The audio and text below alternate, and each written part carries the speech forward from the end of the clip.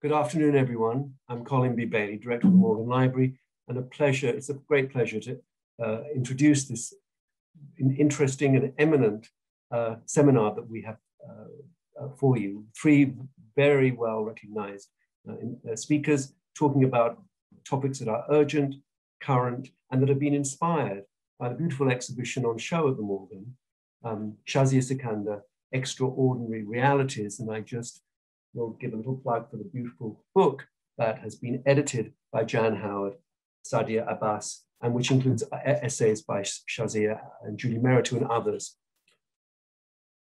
Our evening is going to be devoted to exploring the relationship of immigrant identity to the creative process as expressed in both visual art and literature, a very wide topic and an urgent topic.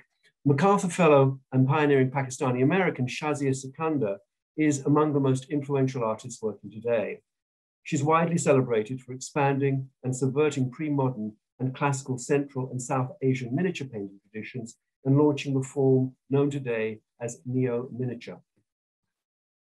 Sikander's work interrogates ideas of language, trade, empire, and migration through imperial and feminist perspectives, and her paintings, video animations, mosaics, and sculpture explore gender roles and sexuality, cultural identity, racial narratives, and colonial and post-colonial histories. As I mentioned, the exhibition Shahzia Sikander, Extraordinary Realities, is currently on view at the Morgan and remains here until September 26th. It will be then shown at the Rhode Island School of Design, RISD, and the Museum of Fine Arts, Houston. And I must commend our colleagues at RISD, Jan Howard, who led the program with Shahzia to create this exhibition. It should have opened in Providence, but we feel very honored that we have been able to debut the exhibition in the Morgan, and there have been really wonderful reviews in a variety of publications which have really focused on the sort of elegance, the lyricism, but also the urgency of Shahzia Sikander's practice. Our second speaker this evening, a contributor, is Professor Roya Hakakian, who is author of A Beginner's Guide to America for the Immigrant and the Curious, Assassins of the Turquoise Palace, and Journey from the Land of No. Dr. Hakakian has also published 2 collections of poetry in Persian. Her essays have appeared in the New York Times and Wall Street Journal, on NPR's All Things Considered, and she has collaborated on programming for leading journalist units in network television, including 60 Minutes.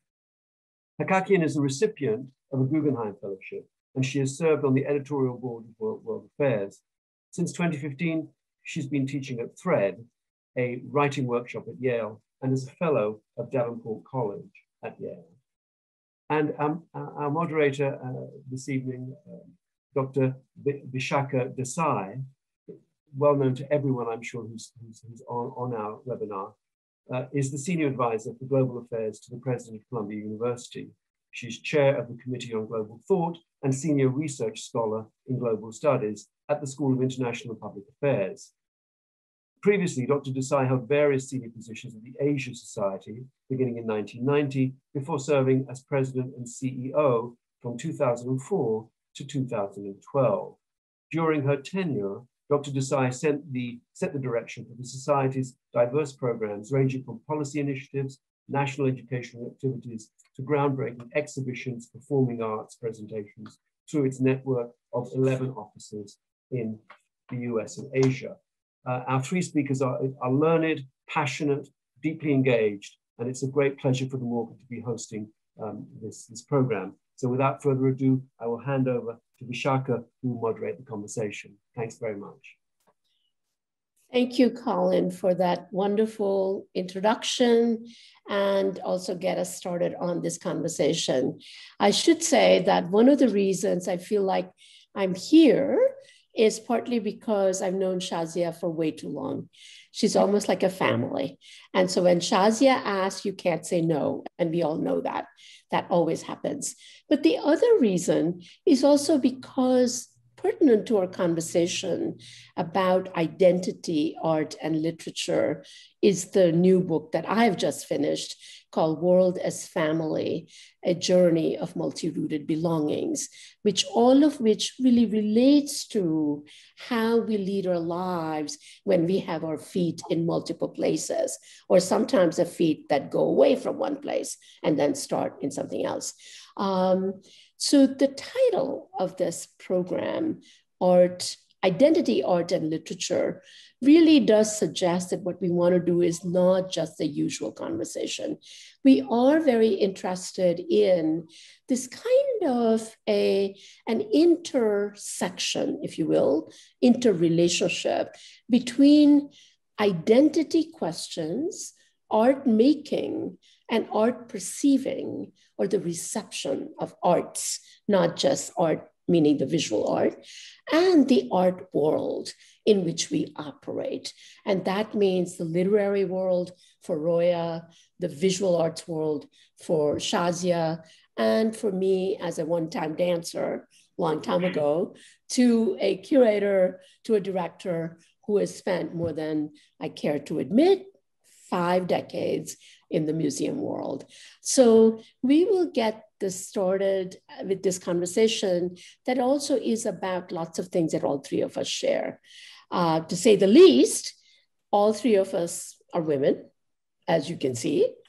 But more than that, we are 3 women who actually came to this country at different points in our lives and at different points in the history of this country and in the history of the country we left to come here.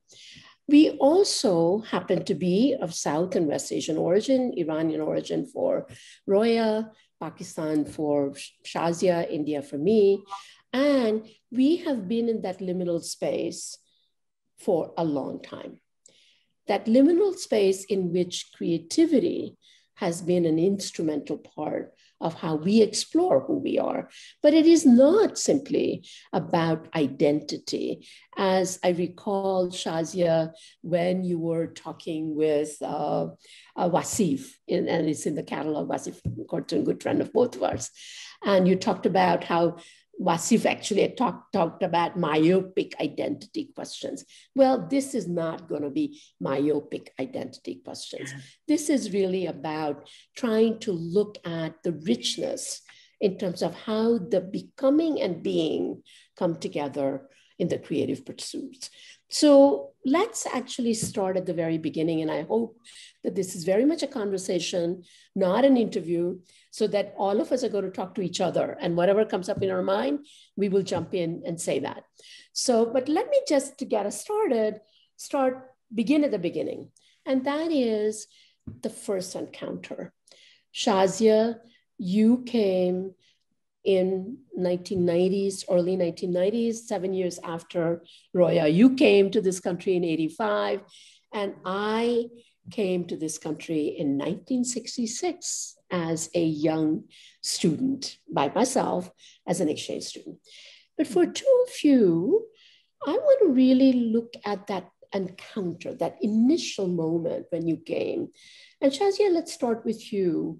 And then you come to RISD as a student, and you have really done lots of work. You're well known in Pakistan as a student, but as a student who is already doing some extraordinary things.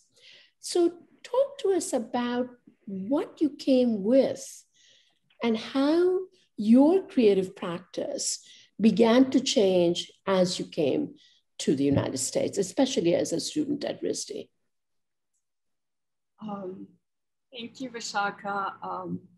Yeah, I think this encounter, as you said, is so full of, it's a rich moment, especially with now having this ability to look back with other people, especially in the context, I think, of this current show at Morgan. The RISD exhibition was really about being able to dig deeper and examine so many influences and conversations which, you know, at that time, perhaps got hijacked by like more polarized sort of binaries. So I would say one encounter is definitely this kind of space of West and the rest.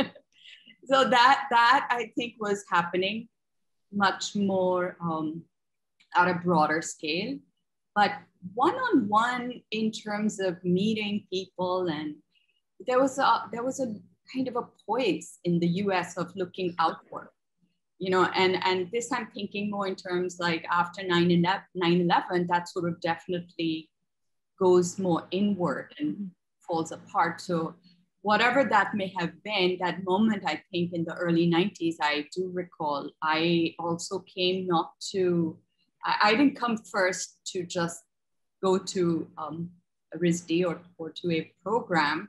I came to show my work at the Pakistani embassy. So my whole way of coming to the US was a very spontaneous, unpremeditated just situation that was occurring in Pakistan in terms of what I had done. I had put forth a thesis, and I can share a little bit of that, but I can come back to it also after you know, Roya speaks. But that one moment I remember is that a sense of adventure for myself. Traveling on the Pakistani passport at that time was a very normal phenomena.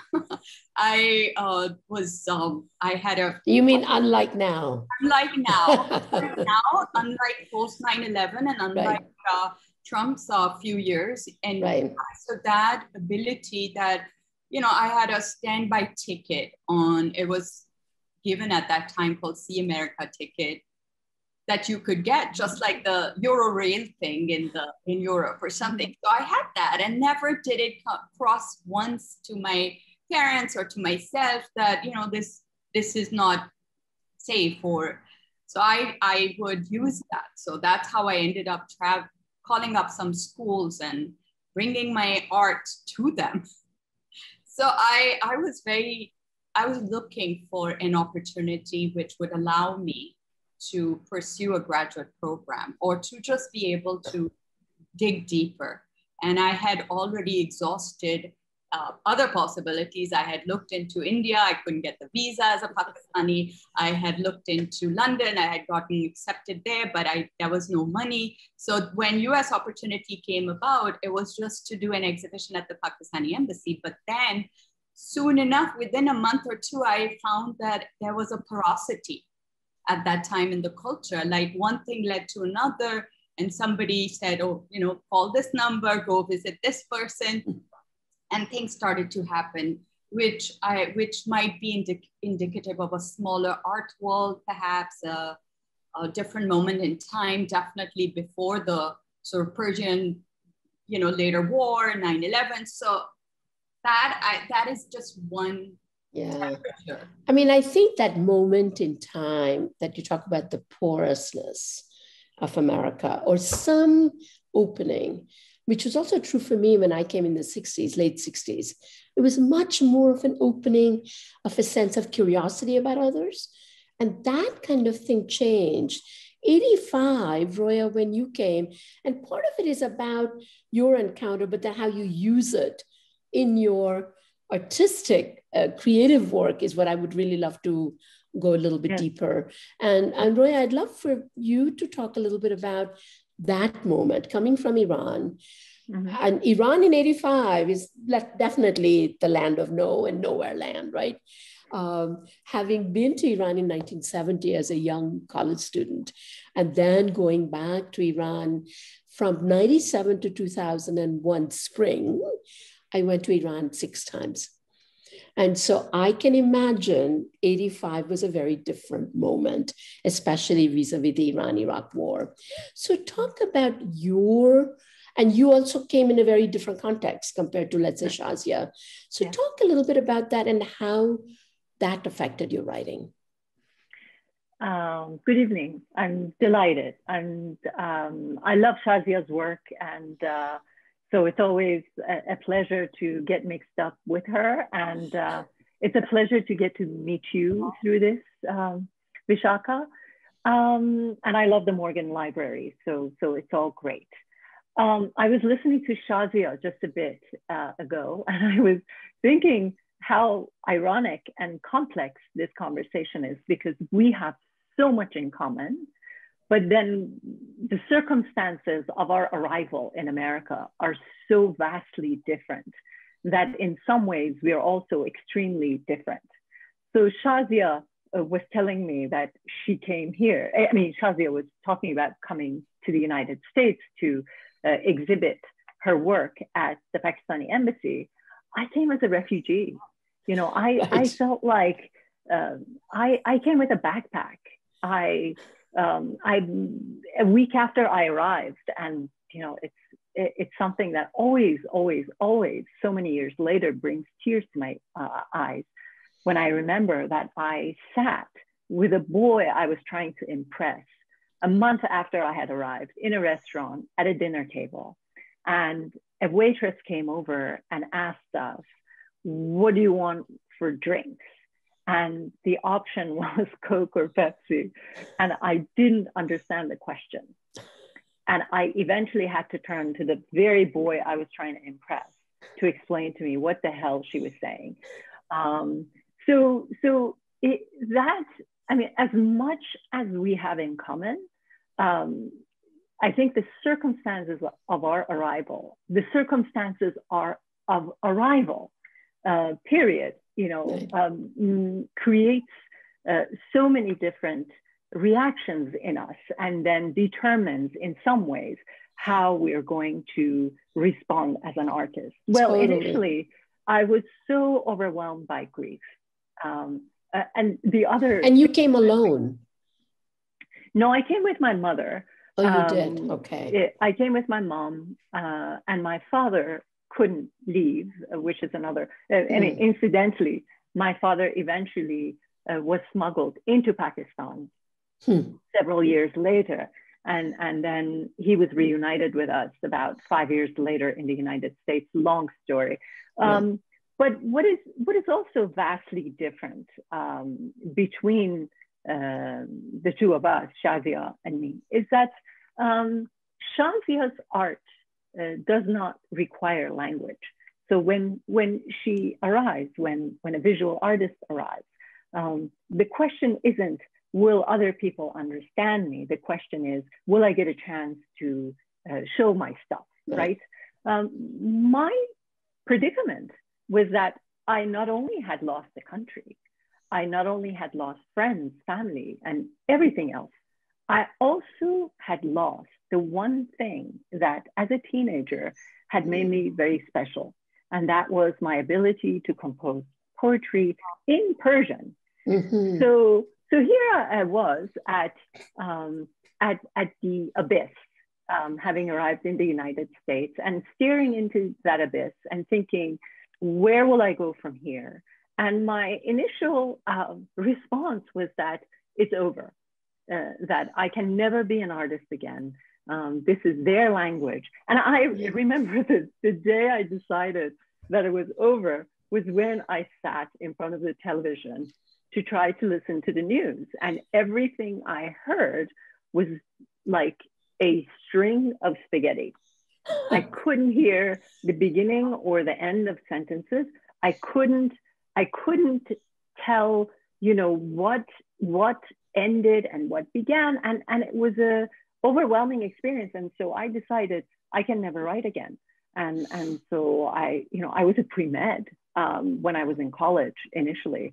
And it took a series of really extraordinary encounters, the most important of which was with the poet Allen Ginsberg at Brooklyn College, where I was a student, to make things turn around for me.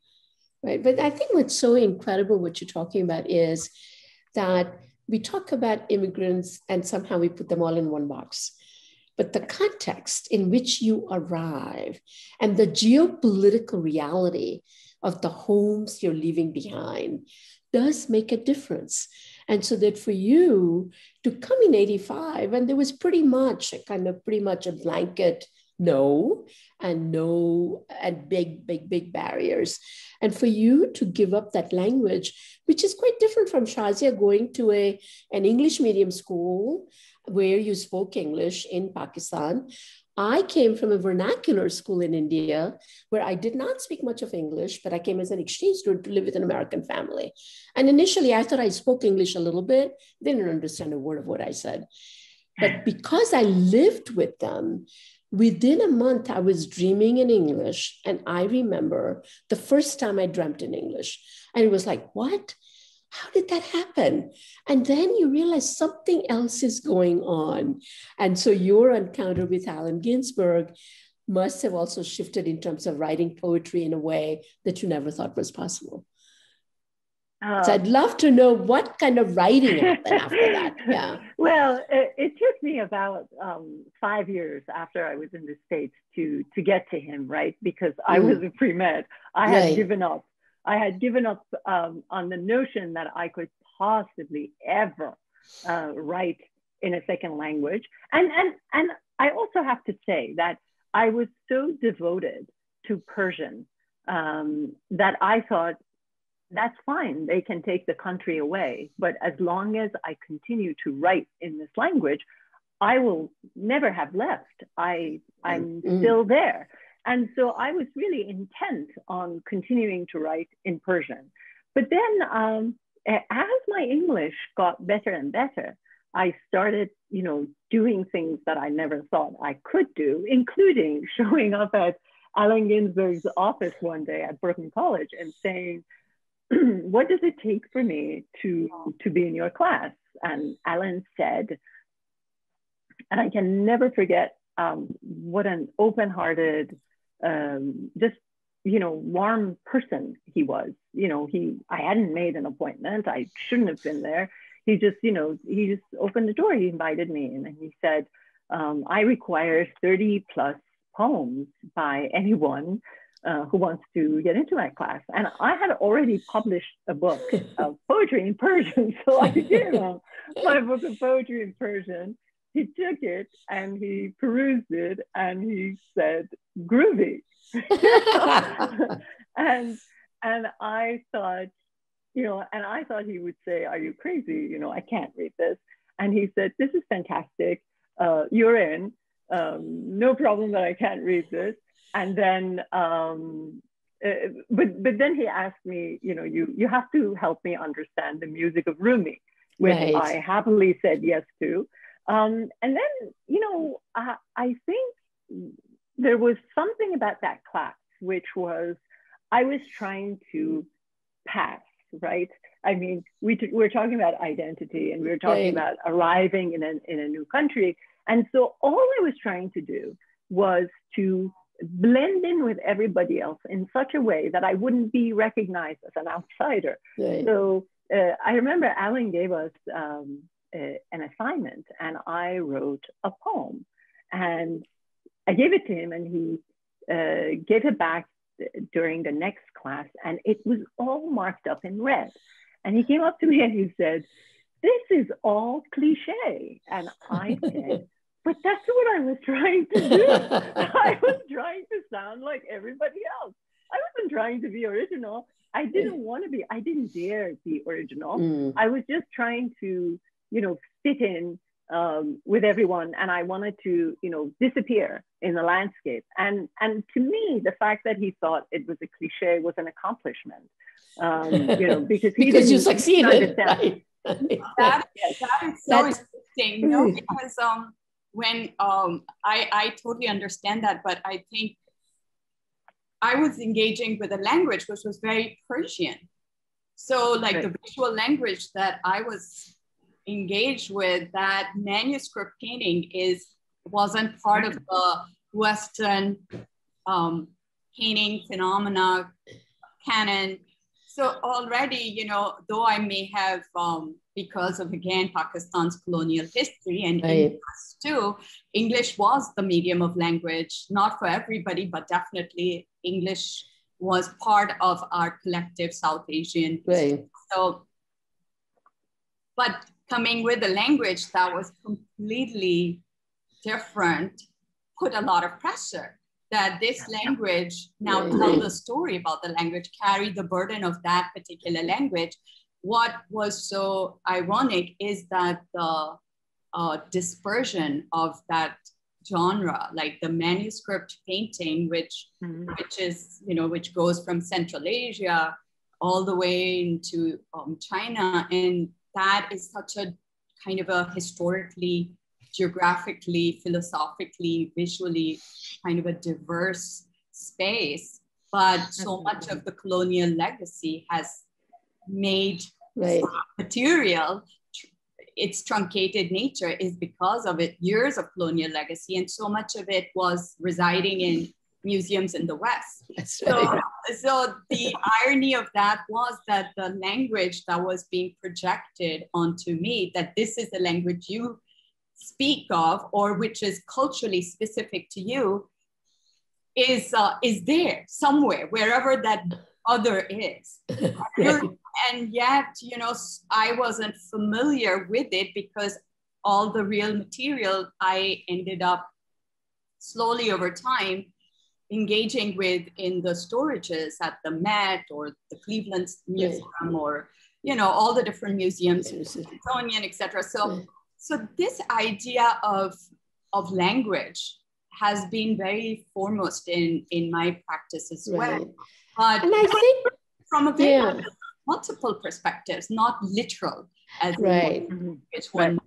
But I think what's so interesting, Shahzia, about your work and your engagement with Persian as a language or the Indo-Persian tradition as a visual language is that you almost had to do it as a rebellion or a rebellious act against the mainstream. Even though at the National College of Art in Lahore, the only place in South Asia that actually had this class that you could actually take, but that it was something that you had to recover, partly because of the colonial legacy. But in a way, it's interesting that for you, Roya, to fit in, you write in English and you try to create the cliches to fit in. Shahzia, who is told that Persian is her cultural heritage, as it were, for the language, she has to work extra hard to recover that. And I think that in itself makes for very important kind of point of arrival in this country as to what is that colonial legacy and then the historical geopolitical legacy of the more recent past, which is very true with Iran, that, you know, my Iranian friends would say, were it not for Mossadegh and what America did, we would not be in the position that we're in now, just because then the revolution would not have happened the way it did. So the interesting thing is that the historical circumstances in which culture plays out, especially language, really can make a huge difference. And I think that, Shahzia, for your work, it's important to kind of, I would love to know, as you talked about, Roya, what happened to you first start to write, and you write one way, and then you actually shift and change something. For you, Shahzia, it's interesting to me that here you were doing court painting traditions of the 17th and 18th century in India, or I mean in Pakistan. Indo-Pakistan, I would say, right? That's sort of the one way to think about it. And then you come to RISD, where there is no history of any of that. What actually happened to your practice as you get to RISD? I can actually, I'd love to sort of share. Yeah, so just show us something, so that it'll be easier also to, one sec. Let's see if you can share, Okay. So at the Morgan exhibition as well, there is kind of a little bit of a chronological way of engaging with the work, literally starting from being a student in Pakistan. So I wanted to make sure that we were able to bridge this thing between, you know, Lahore and RISD, or Lahore or Pakistan or the West, or Pakistan or the US. But I wanted to just say that growing up in Pakistan, we were familiar with the US. because there was a war unfolding because of the US Pakistan history, military history. It's been present in our consciousness, in our actual daily shift, the shifts that were happening in the culture. So this particular work, the scroll painting, though it sort of looks at different ways of engaging with the typical Persian genre, and sort of looks at Safavid painting too, but how to insert the, the more abstract experience of a young person. I was 19 when I started it, or to think in terms of the different social political dynamics within the interior space or the interiority, and literally physically looking at a space where, as a female at that time, I was going to spend more time inside, not roaming around the city, because there were other cultural shifts occurring during the military dictatorship. There's this sort of Islamization project unfolding. So all of these things where the dynamics of the female, as well as my own interest in women protagonists in the larger culture. I was gravitating to human rights activists, community-based leaders, how women and dissent, sort of this youthful desire to not just learn about one's own capabilities and languages, but also this female space. So the scroll sort of looks at that from many, many perspectives. Also this ambiguity of the young female, the artist, the daily experience unfolding that could be over like a lifetime, engaging with Safavid tradition versus a contemporary, say, American painter. So I was going deliberately backward in time to engage with visual vernaculars which predated the colonial histories, or the dynamic between colonized and the colonial subject, sort of like that kind of cyclical space. I was like, what goes even further down in space? So my interest in engaging with Safavid is not because one has this one has geographical proximity with Iran, but my parents may have driven to Iran, but I have never been to Iran. So, and then the same way, having familiarity with India, but not having the freedom to drive across the border and go there. So that I want to also talk about in terms of what we tend to represent in a space like the US, where we are speaking on behalf of the Muslim culture, the Muslim space, the Muslim female, or the South Asian female, or the South Asian syncretic histories. But in terms of actual proximity or intimacy, it's a much more complex idea. So I started to sort of pull those layers apart, and some of the paintings that come about really explore, who's representing whom, and what are these many layers of the hyphenated identity, or resisting the fetishization of those identities, and how I can navigate all of it while at the same time bring something kind of fresh in the visuals dynamic also. So some of these things and the language that starts to occur is happening, explodes in ways that perhaps it wasn't happening in the early couple of years. Right. So you see this, I'm like, I step outside of the confines of those small pages or the notebook page. And so physically I'm engaging with no boundaries, no sort of borders, and a multivalence, and you can you can expand that idea across a different kind of infinite idea of space. But and that allows languages to occur. So even engaging with other artists, with an early friend of mine, Donna Maria Bruton, who passed away, but African-American painter that I run into at RISD. And we talk about that in the exhibition also, some of the early influences in terms of looking at a very white art world, at patriarchal structures, at like the intersectionality in feminism that was bound to happen organically. And it does, because when you're looking at art representation at that time, it just says third world feminism. And how do you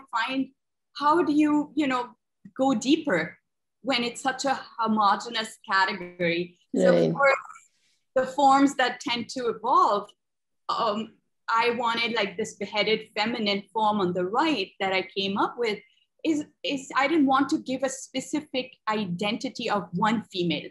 Right. And yet at the same time play with the erasure of female in terms of many political, cultural, literal, poetic histories. And then also it's self-rooted, so it's a buoyant form. It can travel. Even if it defies categorization, it is choosing to float.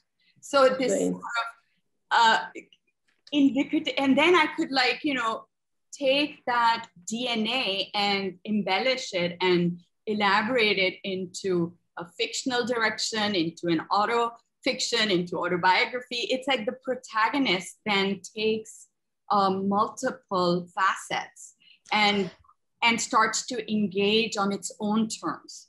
Right. I mean, I think that this idea of the multiplicity, multivalent sense of both artistic creation, but also your feeling of affiliation, associations that actually refuse to get boxed in. I think that, Roya, for you, I'd love to know from that early days of the writing the poetry in Allen Ginsberg's class, and then as you open up, especially I thought that in your Beginner's Guide to America, you really kind of give the reader a profound sense of both the frustration of being seen one way and you as an artist, or as even generically to write about the creativity that can explode out of that multiplicity. So partly I'd love to know how you go to that level from what Shahzia is talking about, this exploration of mutant realities, right? Or a kind of more capacious sense of trying out different things. And what does that look like for you in writing? Mm-hmm.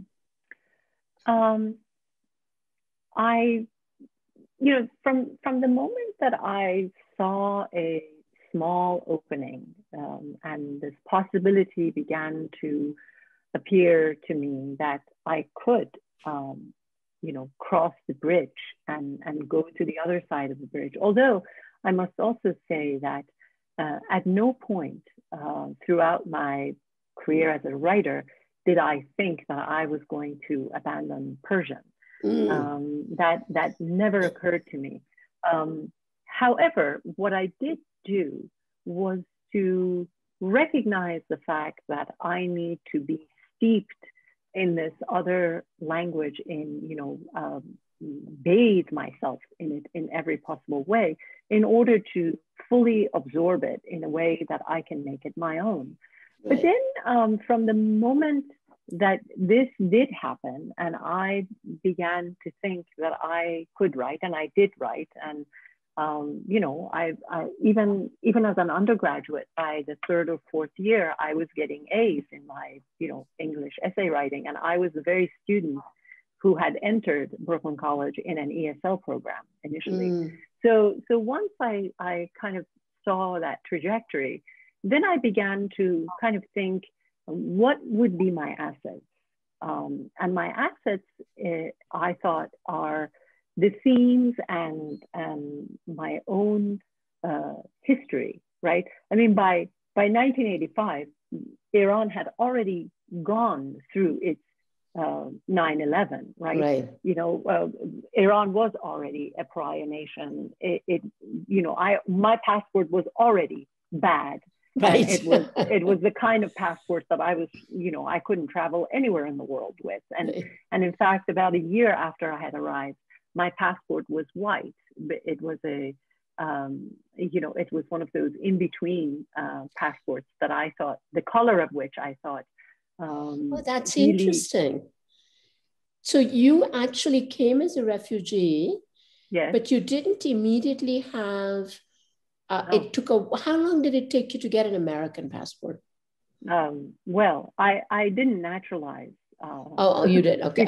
Yeah. Because of my, you know, my own attachments and you know, feelings of anxiety about, you know, crossing the bridge. So I didn't naturalize when I could, but the period at which I could naturalize was 5 years after I had arrived. So in between, I was given a passport which was a white passport, which I thought in some ways was very, very symbolic of what had happened. You know, I had one color. Now I was blank.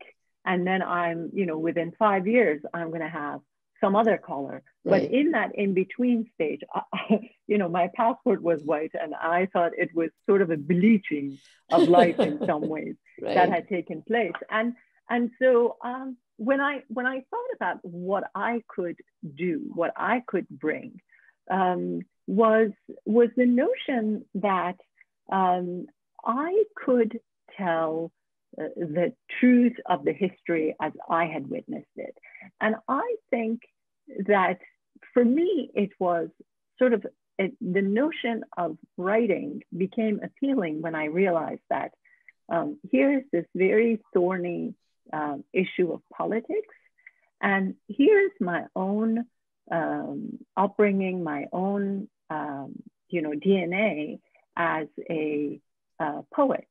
And what if I could infuse this ugly political, you know, dark history, or, you know, the current affairs, so to speak, with that, you know, lyrical touch of my Persianness.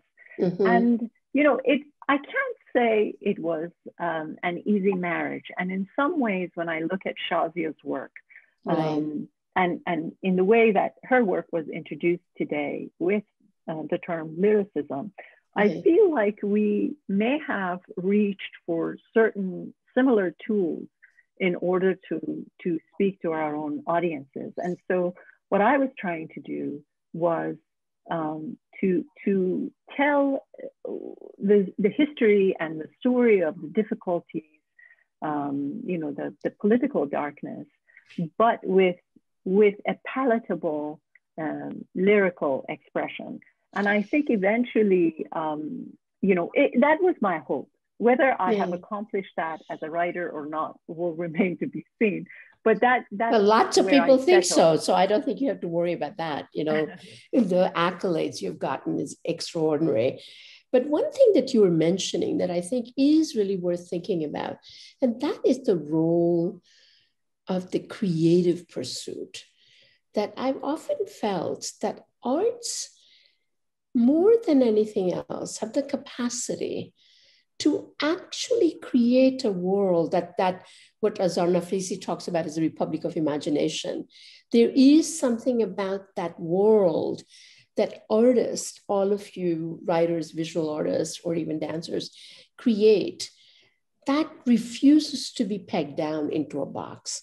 It has the capacity to go beyond a specificity, but also be specific at the same time. And Greeks understood that. That's why they made a distinction between doing and making as the sort of third leg of a human endeavor, which is the creative pursuit. That what you're talking about, I think, is so powerful. And today, in the world we live in, art is obviously a very contested place. And art institutions are very contested in many, many different ways. And so I want to kind of go to that space where one is both of you actually holding on to something. And I have always said that it is not about from and to, as if the from doesn't exist anymore, but it's about and. And I call it sort of the palimpsest of life, where the layering continues, but doesn't mean the bottom falls out. Sure. Some things get fused but some things really remain in a very, very profound way. And that how do we keep adding? And that's how we think about the notion of identity, right? The porousness, the multivalentness. How do you think about how people perceive you?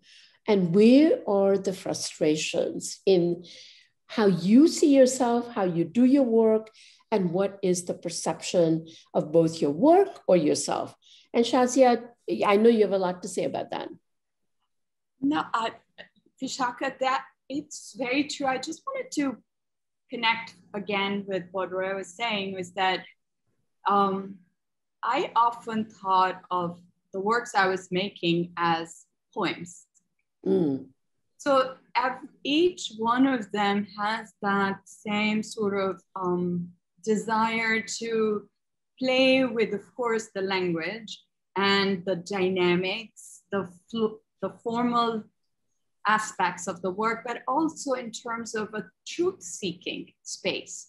You know, I've always loved poetry's ability to just crystallize a certain moment in time. And oftentimes it's like this idea of timelessness, which I enjoy when I can read, like I can go from Adrian Rich and Wisława to, you know, Solmaz Sharif to Roya's work. It's like how it cuts across time, generation, gender, histories, and just sort of crystallizes without the need to translate. So that idea was always sort of present. And that's something that I kind of seek very much as a strategy, you may say, in terms of what is language, the lexicon of language, how can, even in works like this that I was making in the 90s, but also that were a means of, like, you know, bringing the languages together, where you have the right to be as transparent or as opaque as you want it, you know, where you can go from all these different layers and the collective space becomes animated. It's full of possibilities. And at the same time, you can show off many ways of who you are and explore kind of a non-binary, infinite sort of way of putting forth, even in terms of language, even in terms of the materiality. Like, so much of these types of works that I made were less precious. So like the painting that I'm looking at here is a very sort of, it's probably at one museum's storage that I have access to.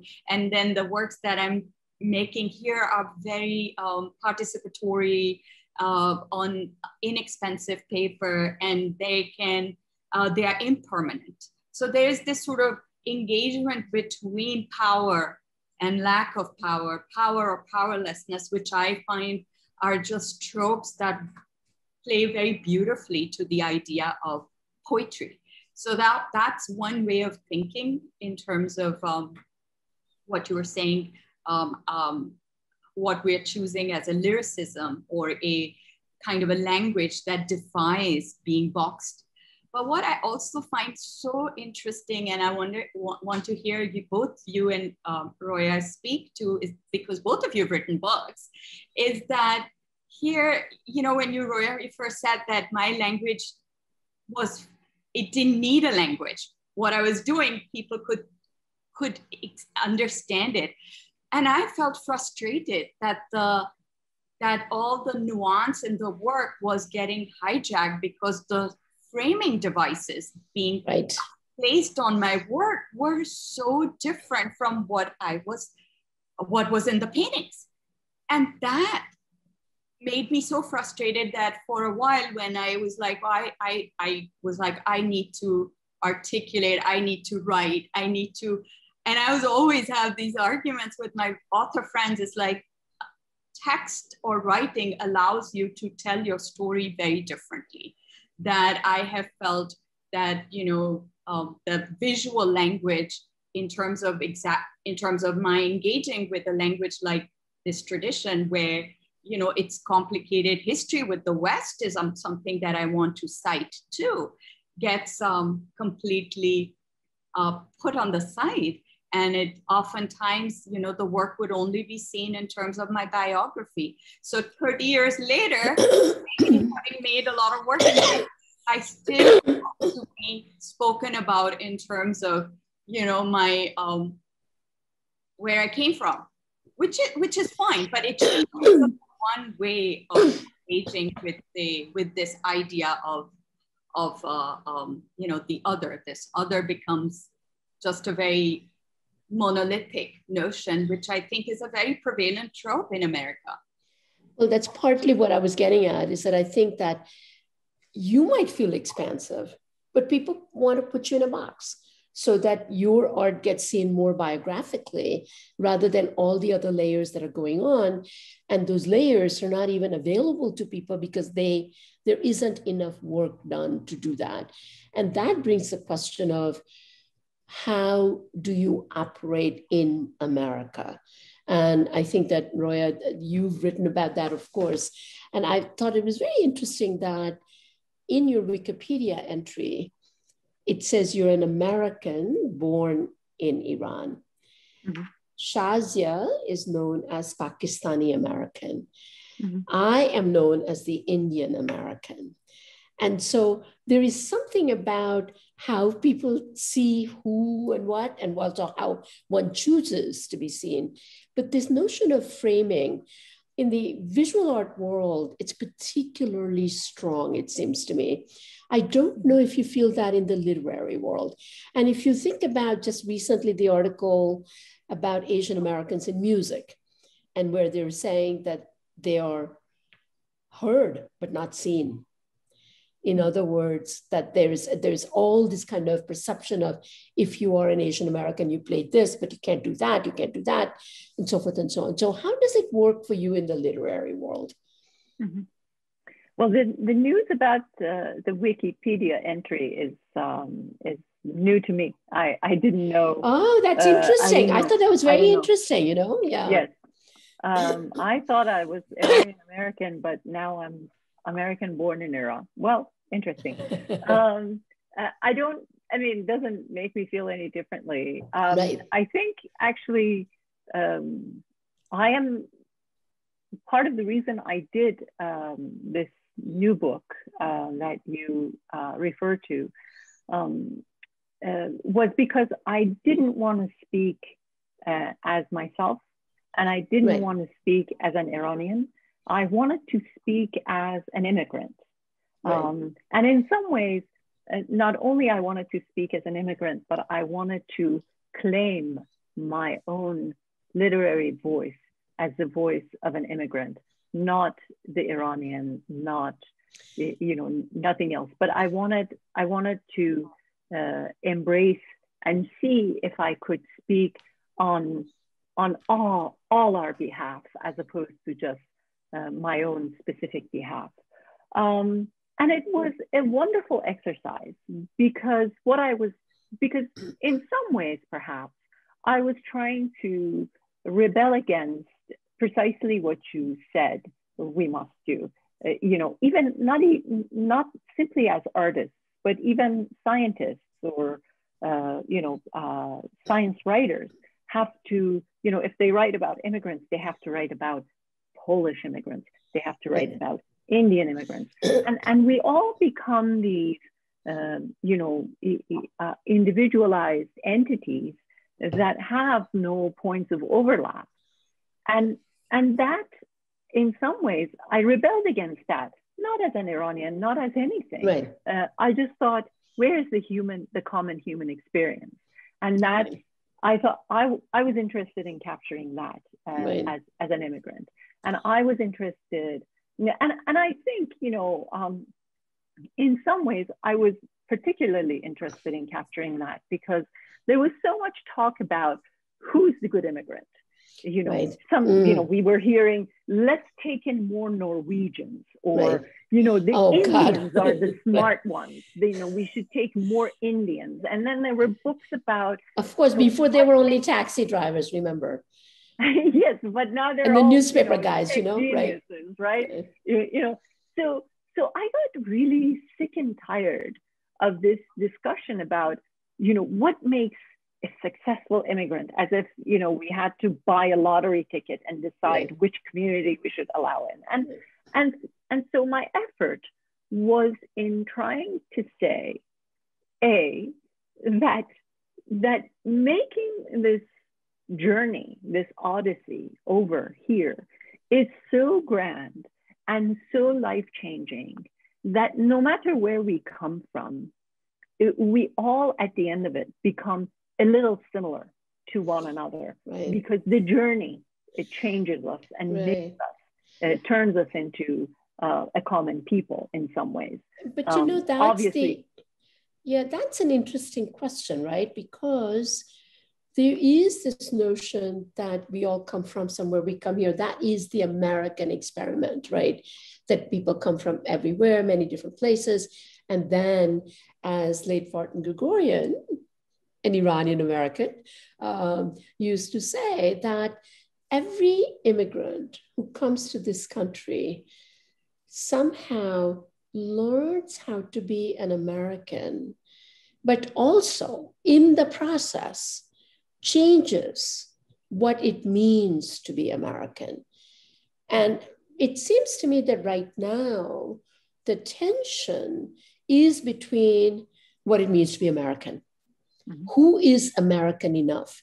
And a group of people, for example, with the amount of violence that's happened against Asian Americans, and I've written about this, is that how they're seen as not somehow, they're Asian American, but they're almost seen as not American enough, because there is a notion of American is equated with Euro-American backgrounds or the Judeo-Christian background.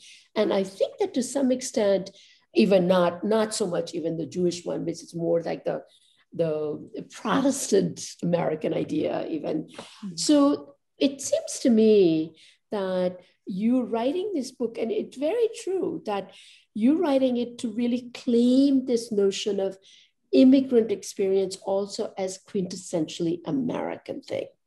Mm-hmm. To some extent, right? Mm-hmm. And at the same time, the fight is what it means to be American. And Shahzia, that's why I was asking the question, because the framing device also is partly the framing device of othering somebody. And what does othering mean? How do we think about that? It's mainly to say you're not something enough, therefore you are the other, right? Yeah, this American project itself, I think, shouldn't be just confined to geographically just the Americas.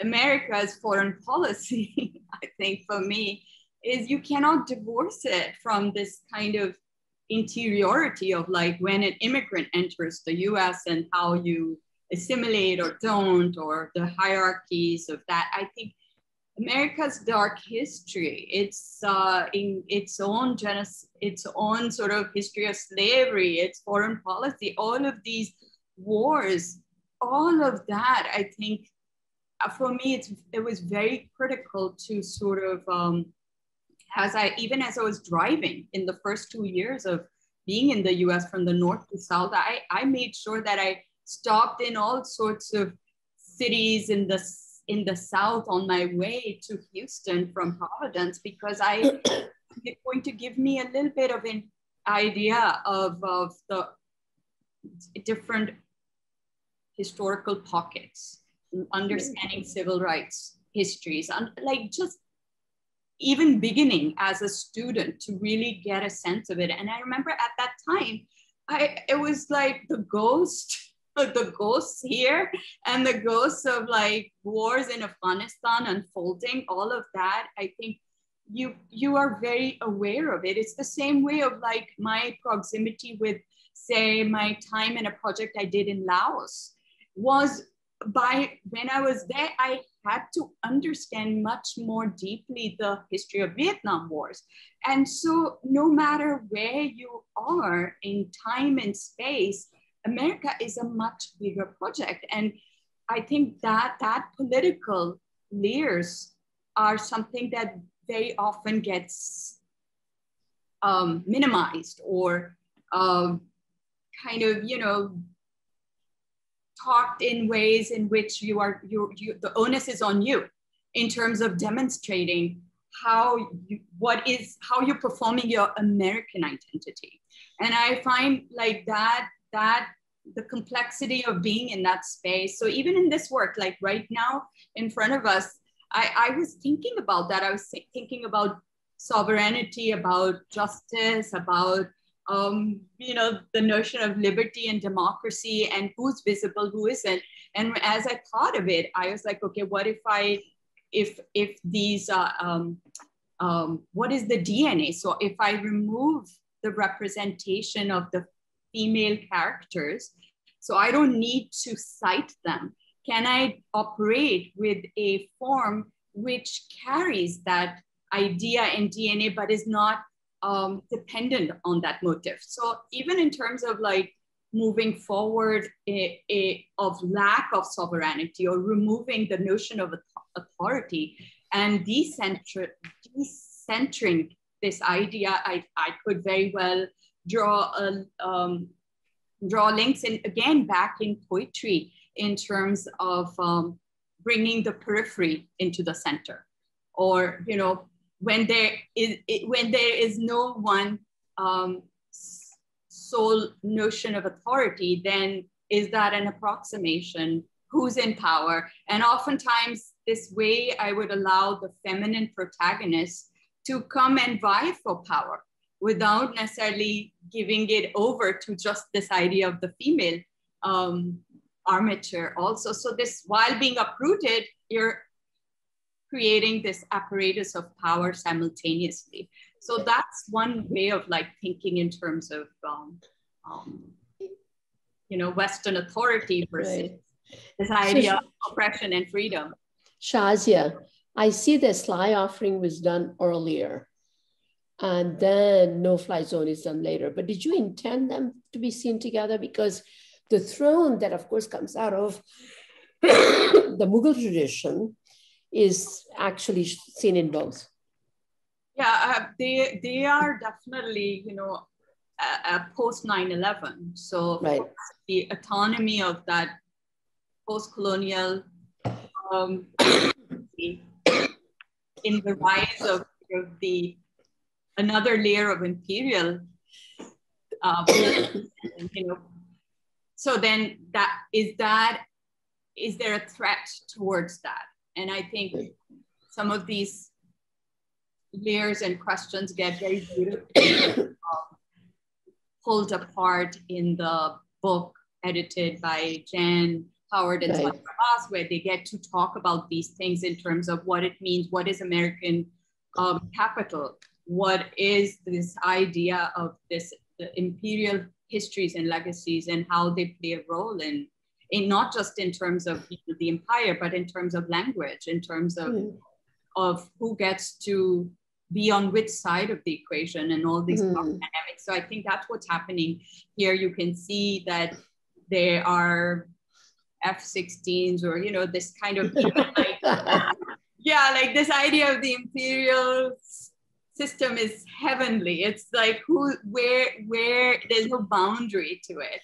So right there's there. that particular work, but I think there are many ways you can look at. Again, you can look at, you know, the towers could be oil rigs. So. Well, speaking of all that, Roya, when you see these works, I know that we're going to have to actually see, I mean, we could go on forever. I can see this. Mm-hmm. However, we are going to have to bring this to a close. But Roya, when you see those works that Shahzia is talking about, especially in kind of the political, more overtly political kind of images that also have a lot of poetry, how do you think about that when you see that? And then I'm going to open it up for audiences if there is any question. Yeah. Well, two things. One, that it affirms for me that that in some ways the two of us are trying to introduce the notion of lyricism into some very difficult political topics I do that in order to make what I have to say more palatable and more reader friendly, for lack of a better word. However, I think, another way in which the circumstances of our arrival make us different artists is that, Pakistan was Pakistan when Shahzia arrived. I came from a place that fell apart. I was driven in some ways out of Iran, both, as a woman, I was, after the 1979 revolution, I was positively a second-class citizen. As a Jew, I was positively a second-class citizen. So by the time I truly came to America, despite the fact that I was grief-stricken, to find sanctuary, and I did. So in some ways, however critical I am, as we all are, of this country, I'm also equally grateful. And so I don't see myself as an artist who stands simply to criticize, but I do see myself as both as a citizen and as an artist who takes it upon herself to do what she can to clarify issues and help us come closer via this work of art. So my work is generally a way of finding those spaces where we can come together and see eye to eye, whereas in some other artists, the notion of confronting difficult truths may be more prominent. And I think that, in fact, is the amazing power of art, because it does and can do both kinds of things. It can open up and give voice to the voiceless or the hard questions, but it can also actually bridge and connect. And I think that to me, I also think about myself, that coming very early on, and therefore coming at a time in America when people were looking out. People were looking at in criticizing Vietnam War and then doing something with it, so that you almost felt like you were embraced if you were coming in, and that changes your perspective. And then the role you play within the culture changes your perspective, so that it's an evolving sense as it goes on. Who knows where we will be 10 years from now, right? So that will be another question. But with that, let me ask if any of our colleagues and audience visitors, as it were, would like to ask a question, either of Shahzia and Roya, or both, or any one of us. So the floor is open. And if you don't ask a question, I have something to ask. So Lyndon, let's see. Can you see if you have anybody who's can raise a hand? And otherwise you can ask a question, or Colin, you can come in. Right. I don't see any in the chat, but I was just wondering, has this past year and a half, has this influenced or changed your thinking on the topics that you've discussed today? That maybe is a little broad. I mean, we've sort of been in a period of isolation, but also connecting in different ways. Terrific. Yeah, I definitely feel that this, even the ability to do multiple talks within a short period of time, to connect with students across the world, to have conversations across genres. I feel like, strangely, like, though we've been isolated, but I in my experience, I have felt like it's really, I have been more visible in that space, in that sort of being able to, through online, through the social space of this medium, being able to connect connect in ways that were harder. That were not imagined the same way, you know, like us, the two of us talking for Istanbul audience. Yeah. You would have initially thought, oh my God, how to get everybody there, what will happen, and boom, there you are, sitting in different parts of the world and talking about, yeah. I also think it's like just the nature, you know, of the younger generation. It's like there's so much more fluidity in terms of how social media is used. It's like, it's a space where a lot of socialization happens. And I think for me, I've had to really, you know, it's been a bit of a learning curve for sure. But I do recognize that where it's incredibly fluid, people tend to be able to work in a very different space and time. And that proximity has definitely allowed me to, you know, informally like connect with students in Iran. I get reached out in Pakistan, even where places where I might not be necessarily invited to come and speak or teach. They can reach out to me, or I can speak to them. So there's that. This is just purely, Lyndon, just responding to you in terms of like this, the last several sort of months of being very much indoors and working within my, you know, from within my home. So. Okay, Roya, and then there is another question. Yeah. I precisely as Shahzia and you said, Vishakha, it's been, I mean, I have to say that I'm entirely zoomed out, meaning that I'm completely exhausted by the medium. But at the same time, I do recognize that it has brought me, for instance, a couple of months ago, I addressed the group in South Africa, which would have never occurred to me could be possible, and similar events such as that. So in some ways, it's been great. But what I most have loved about all of this, if there is anything to love about the past year and a half, it's been in the way that the experience of the plague, the disease itself, has made us recognize that we either fight it, everyone together, or we all go down together.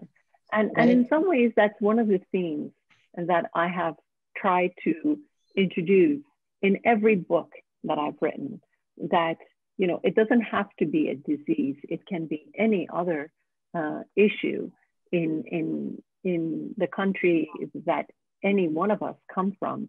We all have to take care of it together, or we all eventually go down together. So I have thought that that Corona in some ways has become a great symbol for where we are globally, that we must cooperate in order to defeat whatever it is that we want to defeat. Well, Roya, you have just simply plugged my book, which is called The World as Family. And as COVID happened, I was ready to give up that title, which is an ancient Vedic phrase.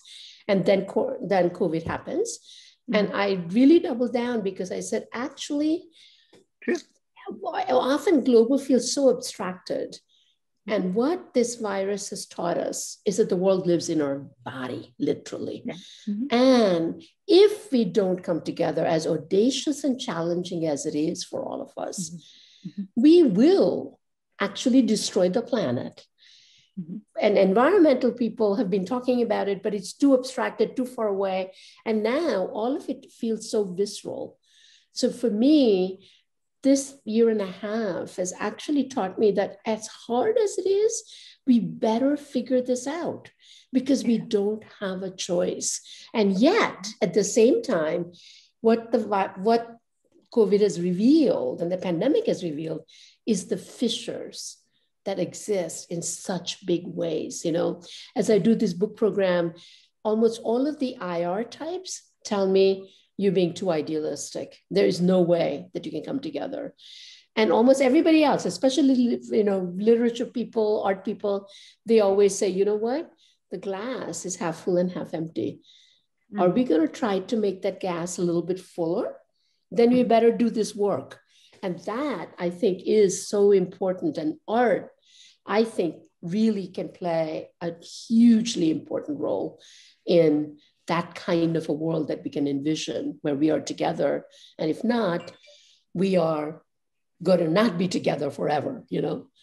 So there you are. There was a one last question, and I know, Lyndon, we have to close this out, but it was a question around, and that was to Shahzia, about, you know, what you might think about, or if you would like to take on the January 6th attack on the Capitol as a basis for a project. And what do you think about that? This is the last question, and then we'll close it out.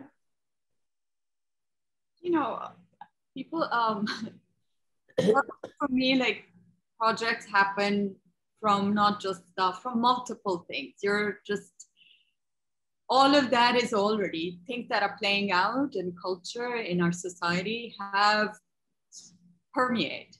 So for me, you know, even though if the work, you know, is going to take on a politically charged space, or it's going to look at a war and histories of economy, I still function as an artist. So I am very aware of the language of paint, and I want some mystery in the work too. I think mystery is very important. So for me, that's how, as a visual artist, my language is drawing and painting in color, and letting some of that just percolate and be present. That's how I would approach any project, is that all of the difficult topics will come in because the consciousness is very present. For me, art is not just about making pretty pictures. It's very much about a pursuit of truth. It is whatever that truth is. It's like, it's a struggle. I'm open to my curiosity is there, but I'm also a very research-driven artist that, you know, that wants the work to be informed by everything that's significant and important to me, and then let that come into the making through the hand. The intelligence that the hand can carry, that's very important for me. Well, I think the words that come together, that bring us together, is poetry, which you began with, the idea of finding lyricism in the work you do. Then there is also the imagination. And Shahzia, you've added the third word, truth.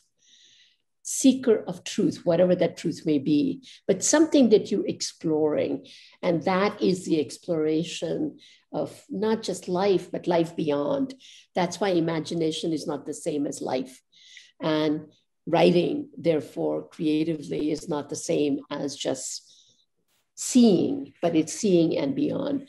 So thank you both for really opening our eyes and our ears and our way of thinking about the world. And thank you, Lyndon and Morgan, for bringing us all together. And I hope all of you who have joined us have enjoyed this conversation. Thank you so much.